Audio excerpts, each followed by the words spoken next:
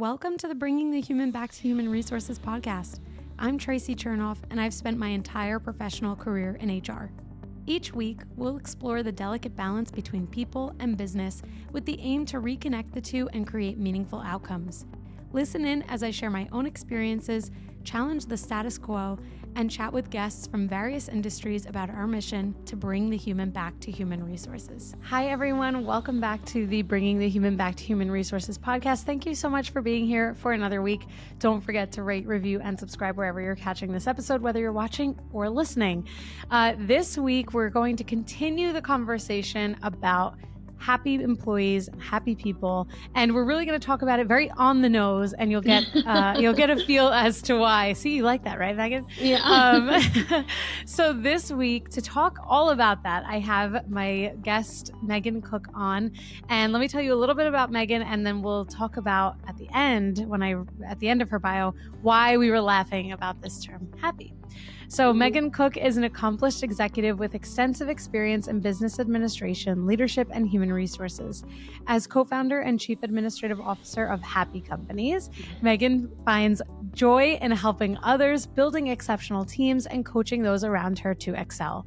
She believes that the heart of every organization is its people, and that breaking down barriers through understanding fosters deeper connections, which is ultimately the key to personal and professional growth. Megan thrives on connecting with her team. As a self-professed data nerd, she also loves diving into numbers and spreadsheets. In her role, Megan oversees critical functions such as HR, finance, and administrative operations at Happy Companies, ensuring that companies' backbones remain strong and agile. She also collaborates closely with the Happy Science team on the Happy Assessment and Happy Work Styles, which aim to understand and improve workplace behaviors and dynamics. Megan works with the team to ensure that the behavioral science behind the Happy Assessment is robust, sound, and effective. Her goal is to ignite passion in everyone, helping them feel understood and empowered to be their best selves. Through her work at Happy Companies, Megan remains committed to pushing the boundaries of how teams can communicate, collaborate, and work more effectively together. Happy believes that people are the cornerstone of every organization. They're committed to developing effective solutions to help individuals and teams communicate and collaborate more effectively. Powered by science and technology, Happy's goal is to empower millions of people to better understand each other, as they recognize that this is the key to creating work that is both beautiful and meaningful. They're steadfast in their conviction that investing in people is not just beneficial, but essential. So Megan, welcome. Thank you for putting Happy on the map. Yes. Yeah. So that's definitely the crux of what we're talking about, right? That's our mission, is to create happy companies. So the idea of happy people, happy employees, definitely right on the nose, like you said. Yeah, I love it. And I mean, it's great because, not every day do we find companies that are titled with exactly what they're driving to do. Like you have Happy Company, which is, effectively really just trying to build happy, which I think is really cool because you are happy and you are building happy. That's awesome. Yeah, that was, we were pretty thoughtful about trying to think of the name, my co-founder and I, when we were, coming up with the idea of Happy Companies. And it was really something that we both felt strongly about, right? Like at the end of the day, what do we really want to create? What do we want to help build? And it's that idea of happiness and being able to bring that happiness into the workplace and create that for different teams. Yeah. That's amazing. Well, maybe we just jump right into it then. One of the things, actually the first thing that is on your website, happycompanies.com, is make people your competitive advantage. And, it's something that is often discussed on my podcast, of course, because of the title, like Bringing the Human Back to Human Resources. We're talking about people at every intersection of conversation. So when you say, or when Happy Companies talks about people as a competitive advantage, what does that really mean? So for us, when we're talking about people being the competitive advantage, it's really looking at how people are at the heart of all of the business outcomes, right? And so, the idea that you, as business leaders, oftentimes we're very focused on bottom line, things like profit. We want to make sure that we're meeting certain KPIs. And it's really easy to kind of just focus on those very specific metrics. And for Happy, we like to believe, and we do believe that the research shows that really tied to that is the people, right? Because at every point of your business, it's human beings that are actually the ones that are doing the work. And we, really strongly believe that investing in your people is an investment into your business, the same way you would invest in any other area. People are, human capital is really like the strongest type of capital that you can invest in when it comes to like your business. And so that's that idea of like creating that competitive advantage through an intentional investment, because humans, I like so love and connect to the name of the podcast, because humans are really the ones that are doing it, right? So if you don't intentionally focus on it, it's like they would say with culture, right? Every company has a culture, whether it's a healthy culture or not so much of a healthy culture, there is a culture there. If you're not intentional about it, it might become an unhealthy culture, it might become more of a toxic culture. But it works the same way when we're talking about the people in your company every single day. The teams are there. You have the people working for you, working with you every single day. And if you're not intentionally investing in those people and helping create pathways of communication, create connection, create that collaboration, then it's going to exist regardless, but it's just not going to be as strong. And there's a lot of evidence that shows that is really tied to the business outcomes that as business leaders, people care so much about. Right. Yeah, it's a great point. I mean, it's funny because I think as an HR person, obviously you have this experience too. For me, it feels second nature to think about people and to think about, okay, well, what is the impact on on this person or this team, or how is this message going to feel for these people? Like whatever the action is, there's always in my mind like that thoughtfulness around the impact on the people. Of course, that's not for everyone. Like not every HR person, I'm sure you can think of someone who maybe didn't embody that thoughtfulness. But I really like to believe that most people, especially in HR, think about people in a way that's second nature to them. Yeah, at the center, exactly.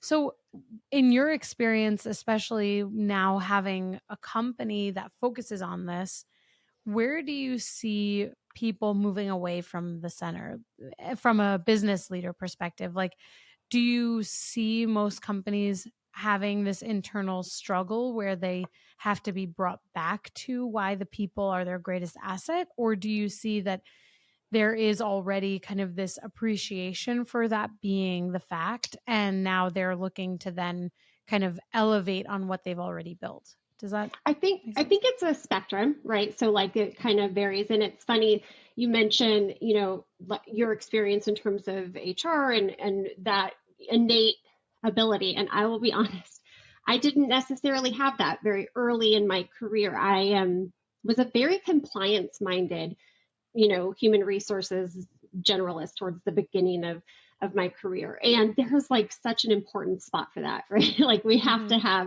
that aspect of it. And some of those, more kind of compliance administrative things where traditionally maybe that's how people experienced human resources and experienced kind of their idea of it. And I was kind of fell into that bucket. I really thought about things in terms of the company outcomes, and it took a lot of growth and self-reflection and kind of thinking through and just the trial and error of seeing the way that really like listening and hearing what your team wants and needs out of situations, and how we can adapt as leaders to still like focus on the business outcomes, of course, but really building that through investing in the people. That was a journey for me. So I do actually kind of have a little bit of the connection to those teams that maybe don't just like naturally see it. And I think for me at that time in my life, part of the challenge was just I'm a very checklist rules oriented type of person, right? Mm-hmm. And so I would always kind of see things through that lens. And I wasn't necessarily making the effort and the hard work to see things through the lens of the people that were working with us and what their experience was. Mm. And it was really over the last 10 years or so as James, my co-founder, and I started to really feel like with the team that we were leading at the time, we really wanted to start to shift the narrative on that and starting to really put people at the center of what we were doing, making that a part of our strategy, not just kind of this like afterthought. And so this idea of, moving HR within our team into this kind of people-centered people leadership, putting people at the forefront of every decision that we're making and seeing how strongly that, resonated and how we could actually get better outcomes. We could get more buy-in. We were able to achieve more of what we were trying to do because we were really listening to the team. And I think that that's probably, if I was going to say just in terms of the focus is, it's like one of the biggest challenges is probably trying to manage all of the different things that are coming at leaders at the same time, right? And so they're juggling a bunch of plates at one time, and it's sadly kind of easy in certain instances to put the people leadership to the side for the moment because the other fire feels like a little bit bigger or more important. And what we're really trying to put forth is this idea that investing in the team in the beginning really helps you kind of avoid some of those fires or work more collaboratively. Your team dynamics are going to be stronger. You're going to be able to actually like have those better responses because you've put the time and the effort in on the front half. And so that's probably it. I would say just, there's I don't want to say distracted because that maybe undermines it a little bit, but there's a lot of things that go on in a business day to day. And so I think part of the challenge is just collecting all the eyes and getting the focus and trying to understand, what's the other perspective in this experience and really listening to what the employee's experience is throughout the entire, life cycle and making that a very intentional part of what you're doing day to day. Like every single business strategy should have a people component to it because, ultimately it's the people that are going to be like executing that vision.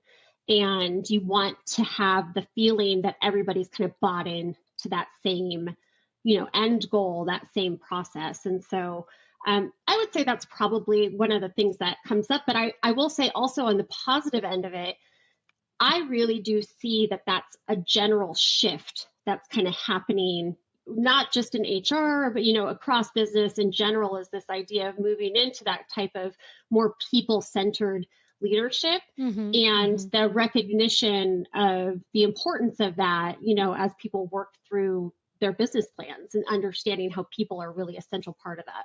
Right. Well, first of all, thank you for sharing that you were kind of like on the operations and compliance side, and maybe this wasn't something that initially was the thing that drove you or that got you Yeah. up in the morning. So I know that for sure there are going to be other listeners out there who are like, Megan is like me. I am like Megan. That's so cool. And I appreciate you sharing that because it's like easy for me to say that most people think that way when like I think that way. And we know that not everyone thinks the same way for anything. So I definitely appreciate that you're sharing. Well, like actually, this is not something that really was like my bread and butter until I really started to see like the importance and like dive in and like really open up to what happens when we keep people at the center. So that's really cool. And, naturally for listeners out there who really resonate with that perspective, they are probably the ones that will have an even greater impact. Because when I think of leaders who maybe like don't are in the similar situation and like this type of people centric approach is just not the first thought, and it's like something that they care about but it might not be the first thought. When they are the people who then make it their first thought, they have a huge impact on the culture, because then those who maybe are always thinking of that first, there is that like very intrinsic and innate ability to collaborate on initiatives. And when I think about even someone who maybe would be in need of either overhauling a culture or needing to like really think about their own teams, once they can see the importance of people centrism and Mm-hmm. how that drives their business, quote unquote, whether it's like the organization or their department, once they see how it drives their business forward, like that's a huge moment in time, probably like a very pivotal moment for them.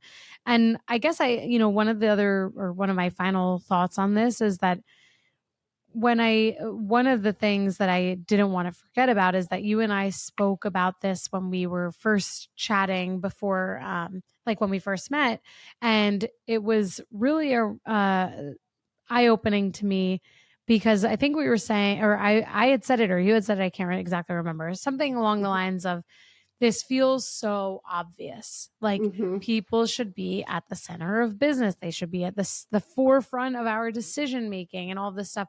And I was like, yeah, like I don't understand how like the wires are getting crossed. Like you can't sell a product without someone to sell your product, right? Like it's to me, it's like that simple.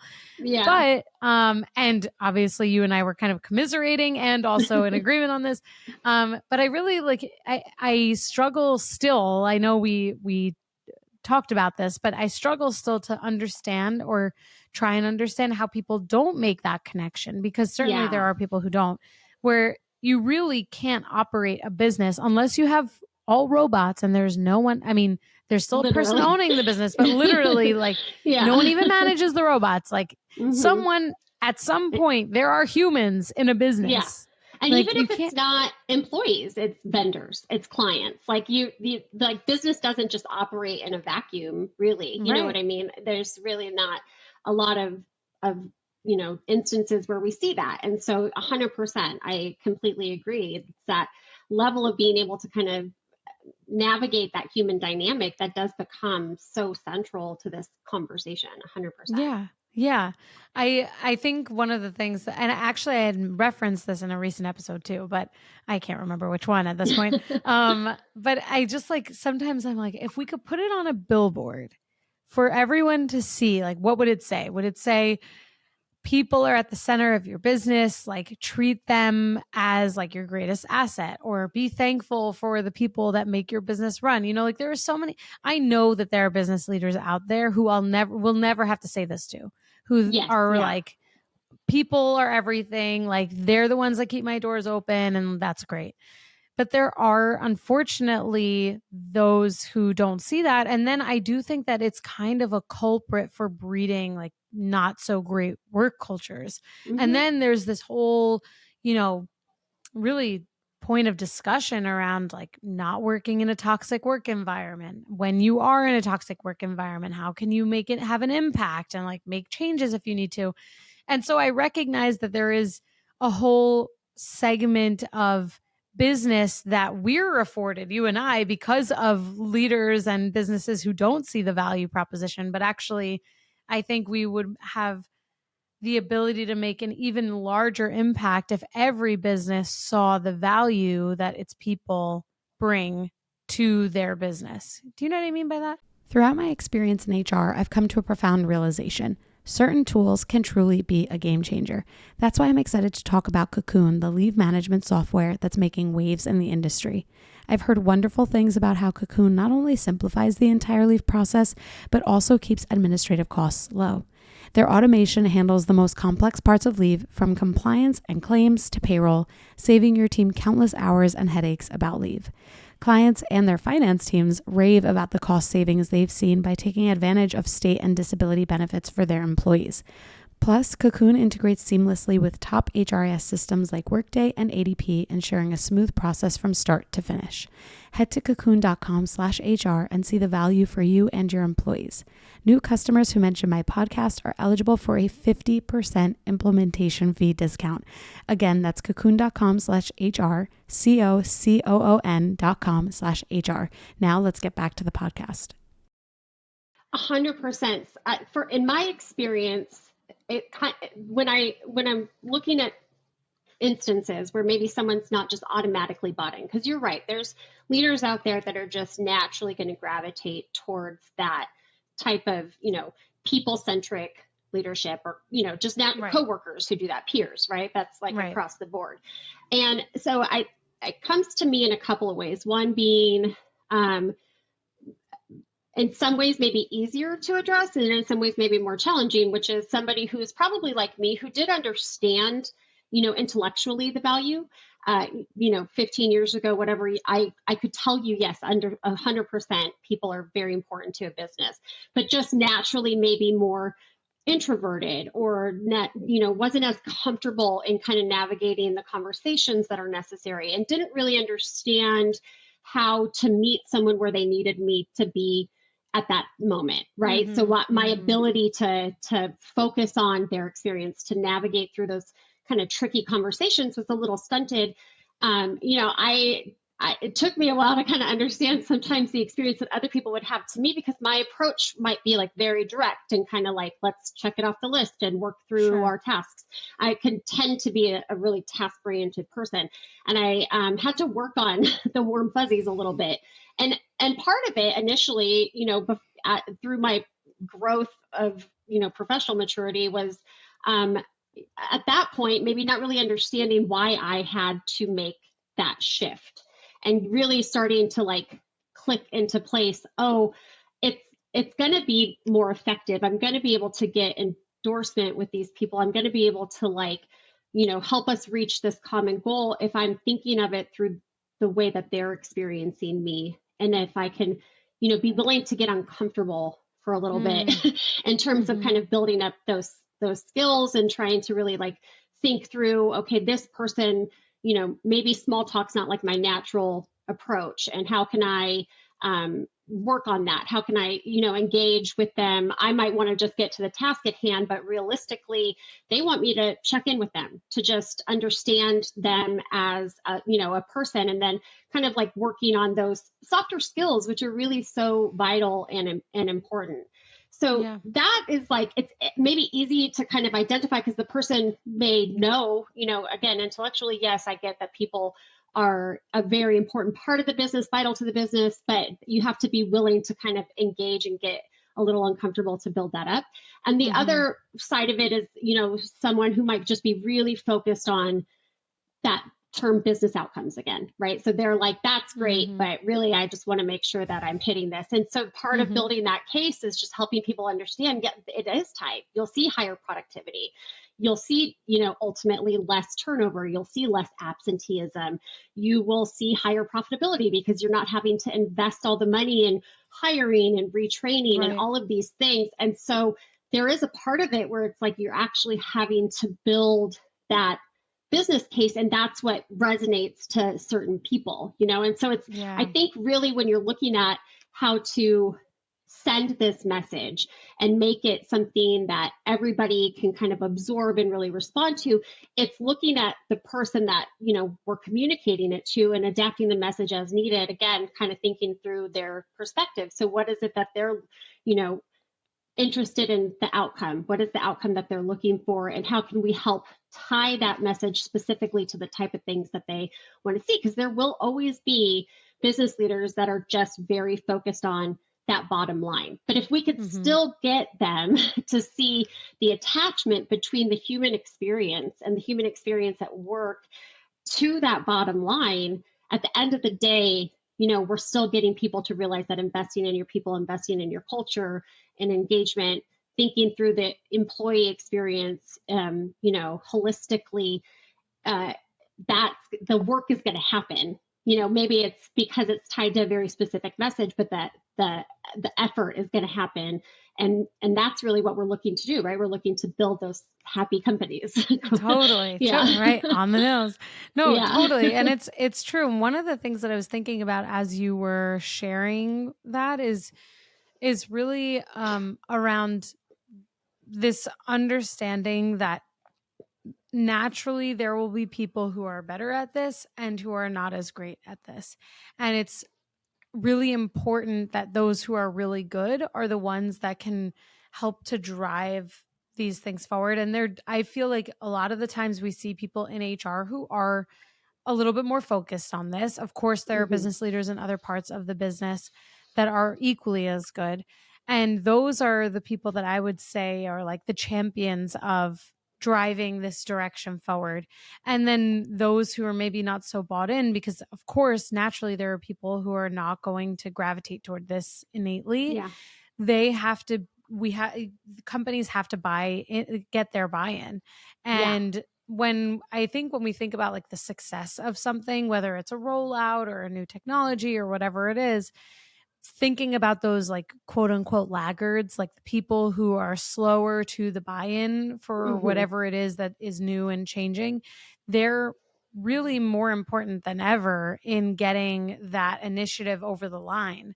Because once you have those people bought in, then it's kind of like the sky's the limit, because they're going to be the ones that when it works for them or when they see the impact or whatever it is that is kind of like the topic, they're going to just naturally become these champions for that particular thing.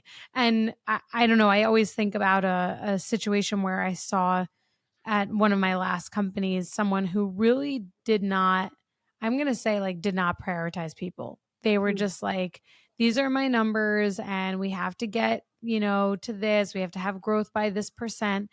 And I would often ask him, like, well, how are you going to get there? How are you Yeah. going to get to your goal? And because it's a great goal, like, let's get there. And, of course, he said things to the effect of, oh, well, I need the team to do this. I need the team to do that. I need to have, this number of customers, like, coming through the door at all times. And I would ask him, and it's kind of like for those of us in HR, it's like coaching someone, obviously, Yeah. you're leading them to answer Yes. their own question. Hmm. And I was like, okay, well, you're talking about the team a lot. So it sounds like you can't do this on your own. He's like, no, how could I do this on my own? Like, I would fail. I'm like, Yep. exactly, right? Ding, ding, ding. That's what Yes. we're talking about. Yes, exactly. Yeah. No, you're right. I mean, in order for something, any initiative, right, to be successful, it's like you need that full adoption. You need the Yeah. people to all kind of be bought in. And there is that aspect of it of having to kind of bring certain people along because Yeah. everybody's at a different place with how they view that. And that's Totally. okay. That's the reality is that's one of the things that we really try to focus on at Happy is this idea that a great workforce is a diverse workforce, right? In many different ways. And that's different work styles and Mm-hmm. approaches to work too. And so you're going to have people that are just naturally minded in a different way. And part of the, success of something is going to be finding the way to message it, in order to get that adoption, to get that buy-in and to help make that Mm-hmm. click. Exactly what you're Mm-hmm. talking about is that coaching process of kind of helping people understand, at the end of the day, everything that we want to do, it all comes back to that same message. It's the people, and Right. so Right. it can, and then once that clicks, it's a very powerful thing to see for sure. Yeah, I it's mean, you true. really start to see it in action. It's pretty amazing. It's really true. It's really true. And one of the things also that stuck me about something you shared before is that you mentioned professional maturity in your own experience.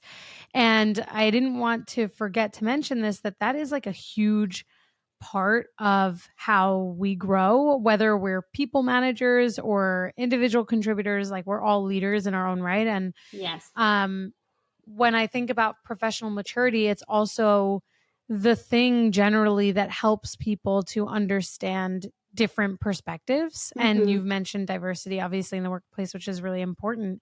And in order to be able to understand different perspectives, and different also means diverse perspectives, there has to be a growth in professional maturity, and there has to be professional maturity, because Yeah. all of these things require a leader to be open to a different way of thinking if they're not already Yes. thinking that way.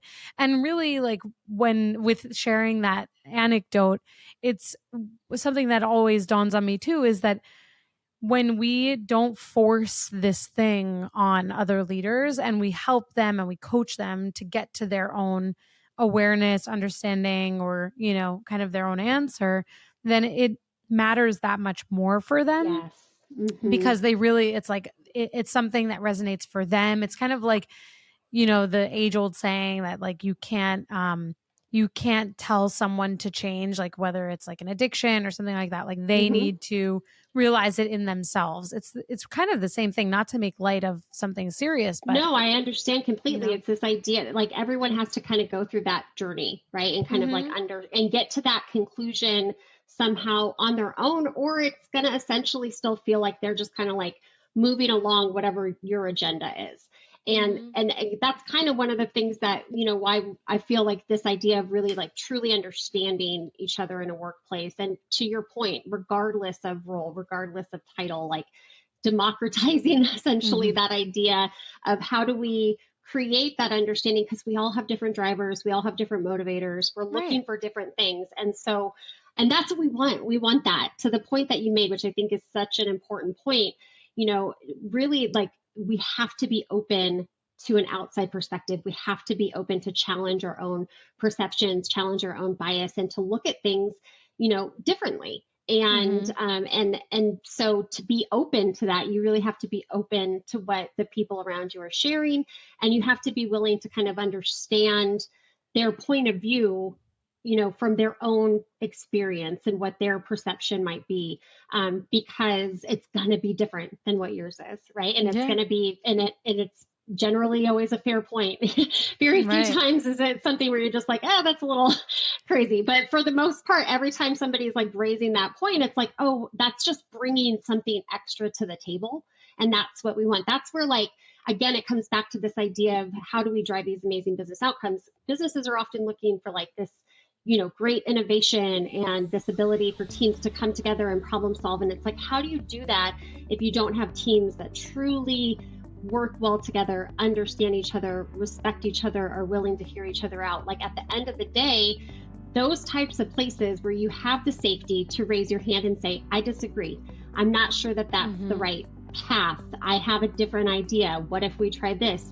That's where innovation, is really born. That's where these great big ideas that we're all looking for come, is because we're challenging each other to kind of think through things in a different way. And it's not an, like I said, I failed at it for a good portion of time, and it took a lot of actual self-awareness and kind of like understanding myself as a first step, and then being able to understand others through that process as well. Right. Yeah. Thank you so much for sharing that. All of that is so true. And I think, I hope that the listeners have gotten a ton of new information and maybe reiterative information or affirming information Yes, to think yeah. about. And I think, this is like where we can all grow, is just either learning something new or Mhm. feeling validated or affirmed in something that we've kind of held true for a while. Like so many things. And you know what? In 5 years, we could be saying something similar but Yeah. different. So, Yeah. you never know. Things are always Yeah. evolving. So, Yeah, thank you so definitely. much for adding all of your perspective and sharing so much knowledge with us, and for sharing vulnerably that you were, someone on the other end of the spectrum that maybe, like was inspired by other things first, even if you did keep people in focus. So, with that, please, I would love for you to share with the listeners where they can learn more about you and Happy, and maybe spread a little bit more happiness at their own companies. Yes, definitely. So I just encourage everybody to check us out at happycompanies.com. You mentioned it earlier. And then LinkedIn is usually the best place to check us out. So Happy Companies on LinkedIn, and then also me on LinkedIn. I would be, so excited to connect with more people for sure. Amazing. Well, Megan, thank you so much again for your time and for sharing all of your thoughts with us Yeah, it was this super week. fun. Thanks, Traci. Yeah, of course. Of course. We are welcome back anytime. Thank you. Hey, just before you go, don't forget to subscribe to this show so that you are the first to hear when an episode drops each week. And maybe leave a 5-star review and a comment about how much you loved this episode. Plus, if you have someone in mind who would really enjoy this episode, make sure you share it with them. Thank you so much for tuning in, and I will see you next week.